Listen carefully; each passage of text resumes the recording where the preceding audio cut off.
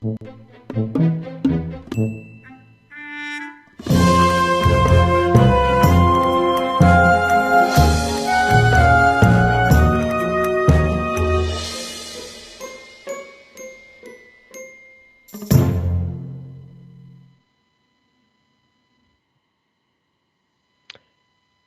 guys, how are you doing? I hope you had a good week. I've been getting ready for the shows today, right up till about, oh, 5 minutes ago, I would say.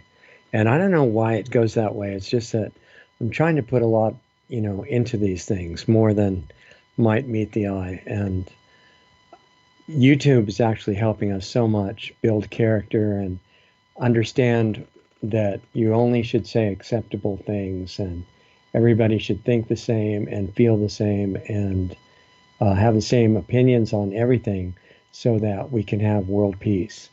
And that's a very noble goal that YouTube is striving for through the art of controlling speech. So within that, within those inspiring guidelines, we try to hold on to our presence on this platform as long as we can for the sake of the subscribers and the others who tune in, and not to disappear, because it might take a while for everybody to realize if you want to stay in touch with our shows before we totally disappear on this channel, you have to go to lostartsradio.com, and it has links to the new platforms that we're showing up on that are dealing with free speech and have a little bit different attitude. So hopefully you'll remember to do that and not be just left in the lurch saying, well, it was that interesting show from Lost Arts Radio, assuming that you think it's interesting. It just disappeared. And it's really too bad that they've totally evaporated. And we won't have evaporated. There are thousands of other shows, most of them much bigger than we are, and some of them fantastic, good quality, that have been deleted. And a lot of people just lose touch with them because they don't realize there are other platforms to watch the shows on. And there are more coming out all the time that are committed to letting people say what they actually think, as long as it's not, outright violence and real nonsense stuff like that. But different points of view are allowed. So within this one, and we kept this one going with Doug's cooperation, even though it's right before our main live show, which is always at 4:30 Pacific on Saturday, 7:30 Eastern U.S. time. We kept this one going just so that we could at least say something on this platform to the people that are still here. So the main show, starting in about 25 minutes now, is going to be a little bit deeper, but the basic idea, I think it's safe for me to share with you. And we're going to be looking at what actually happened to the consciousness of the population. I mean, I've been in America, so I'm going to be talking from that point of view, but it's really related to what's been happening around the world. Everything's connected. And people's activities in all different countries have been affected by each other. And one of the big things is that we've fallen for this lure of convenience, and the obvious example of that is fast food, right? Where long before the famous fast food places came out that everybody knows about now, in the 50s, there were still kind of some of those, but nothing like as gigantic as the big chains that have happened since then. And back when I was eating hamburgers, because I used to do that as a little kid, we went to this place called Kirk's Hamburgers in the Bay Area in California, and they were the most fantastic hamburgers. And I'm sure if they could have made commercials, they would have showed these happy cows sacrificing their bodies willingly because the hamburgers were going to be so great. And they actually were. They were the best ones. But there wasn't a McDonald's or a Burger King or any of the Carl's Jr.'s or things like that at that time. And to go to this hamburger place, you had to actually drive in, make an order, wait about 20 minutes for the food to be cooked. And it wasn't this mass-produced fast stuff, which is really appealing because we have a limited amount of hours and time in the day. And it's nice to have things that happen quicker and more efficiently and let you do more. And so that's been taken to an extreme now. And everything is being controlled by computers, and the quality of life is radically deteriorated in a lot of ways. Patrick Wood has been on the show numerous times on the main show and talked about technocracy and how the goal at that level of rulership in the world has been to put everything under a technocracy, which means rule by the people who are technically oriented, dividing up the functions of society in different ways so that they would be the most efficient, just like the drive-through and the fast food. And if it was more efficient for you to have a career in a certain industry, then that's where you'd go. And everything would be decided by the rulers like that. You've probably seen if you haven't seen it, it's interesting to look at the little cartoon-like pieces that were put out, I think, by one of the agencies in the UK called Plandopolis. There's a bunch of them, and they're on the internet. They're easy to find, and they just show they're not even a joke. They were put out by one of these agencies that believes that's going to be wonderful when they decide what you can eat, what day, where you can go, where your driverless car should take you, whether you're approved to leave your house, all those wonderful things to make life more efficient. And in order to, there are levels above the technocracy, of course, that we found out about a long time ago. And those are dealing with things like extermination of all life on the planet, which is really their goal, which, we're trying to do something about so that that doesn't actually happen, and inspiring people to realize that we're not as helpless as we're made out to be. In fact, to get us to accept the technocracy and the rule in the name of efficiency, telling everybody what they could and could not do and think and say, as we're talking about, they had to dumb us down a lot.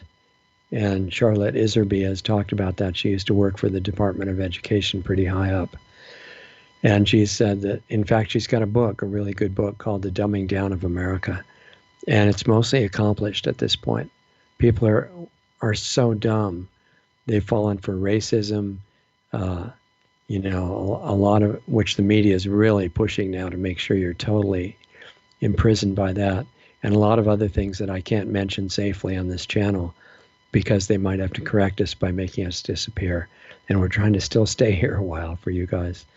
But the full version of this subject in this show will be starting in 19 minutes on all the other channels that we're on, which you can get to by going to lostartsradio.com. But they had to dumb us down, and they had to turn us against ourselves and working on making us hate ourselves because, after all, humans are the curse of the planet, and they're the reason we're not taking care of the earth. And, we're so evil that, if there is a God and it's a man like most people believe, God designed a creature that was so bad that they breathed out carbon dioxide. That's so horrifying. You can hardly imagine it because, as we know, carbon dioxide is killing the world. And when there's a little bit more carbon dioxide, the climate doesn't stay the same forever and it changes.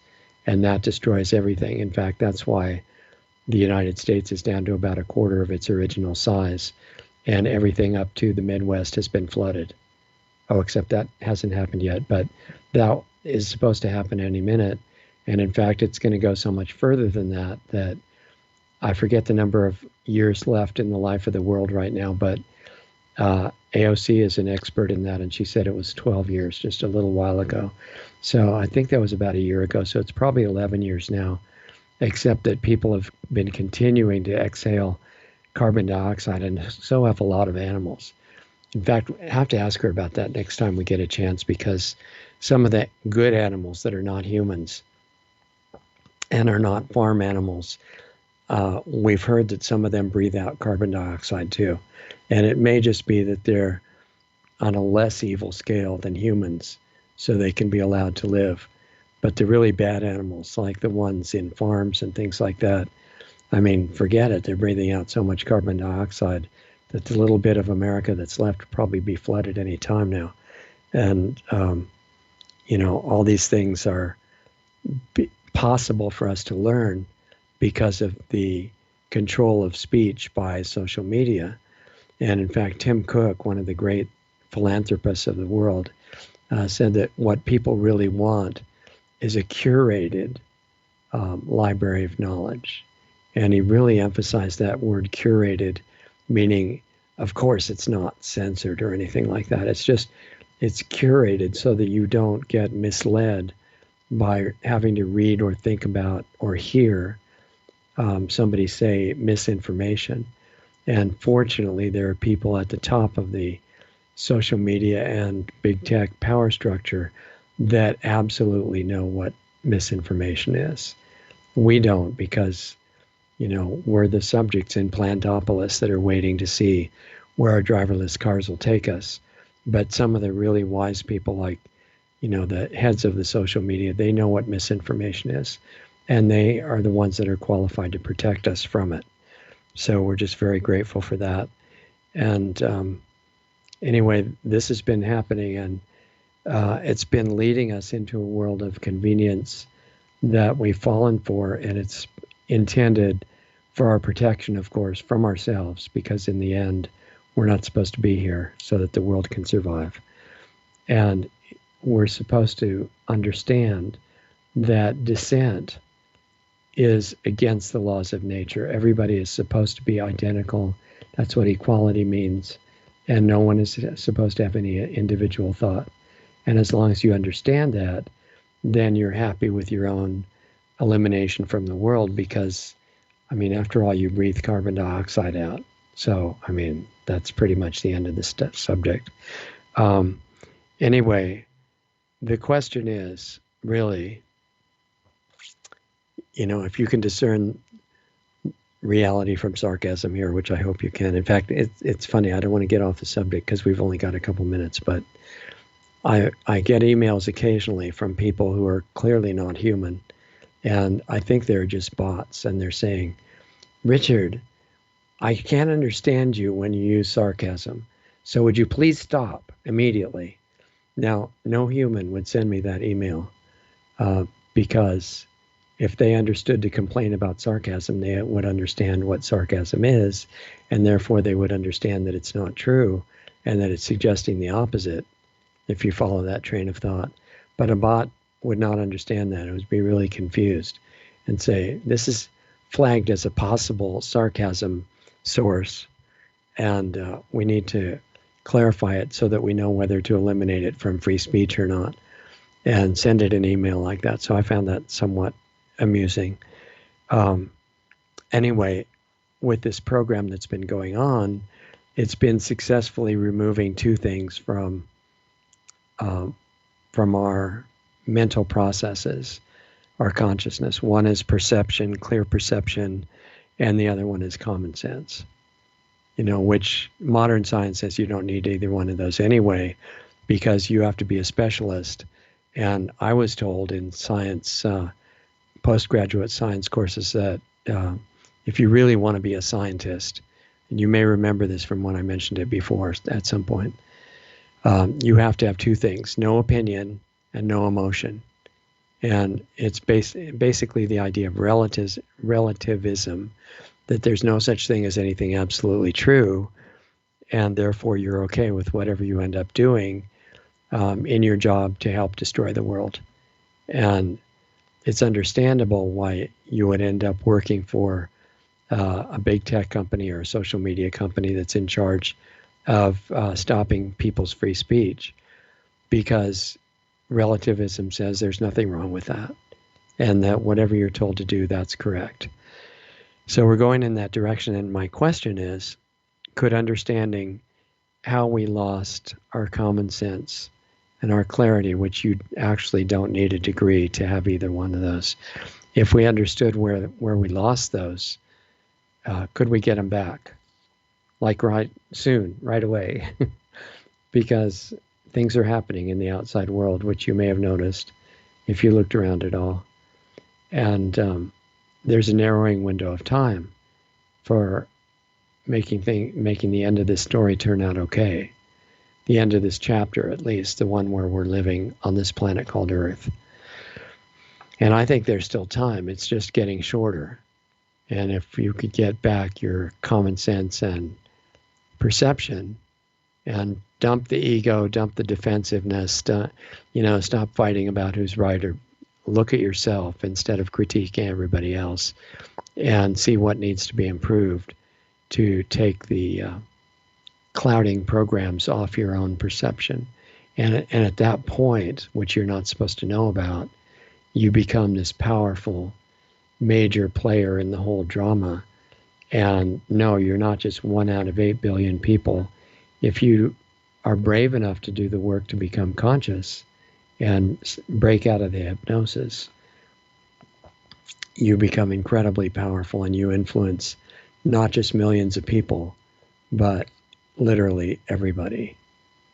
We are now. It's just if we're not focused in clarity and are coming from actually who we are, then the influence we're having on everybody else is to make them just as scattered and confused as we were, so we can change that. And that's the whole reason we take time to do this program, is not to just say a bunch of stuff and hope that somebody finds it interesting, but just to get the message across that you are incredibly powerful and important. And it's not just physically, you're powerful in something that people don't know about. They think only cell towers have frequencies, right, that they're broadcasting.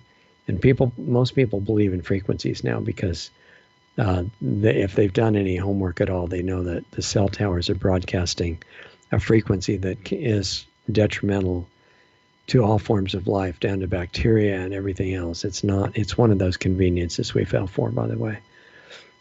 And so they know about that frequency, and maybe they think that not too many other things work on frequency.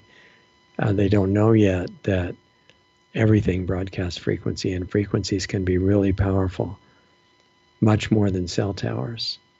And you're one of the sources that we're talking about. So I'm encouraging you, be brave, explore, find out what you can do, because it's incredible. It's what the world rulers are really hoping that it never comes out until they're done with their program of destruction. And I'm saying, well, that's good guidance. It means we should do it now. Whatever you're doing at the moment, whatever's on your schedule, this work of becoming awake can be done at the same time.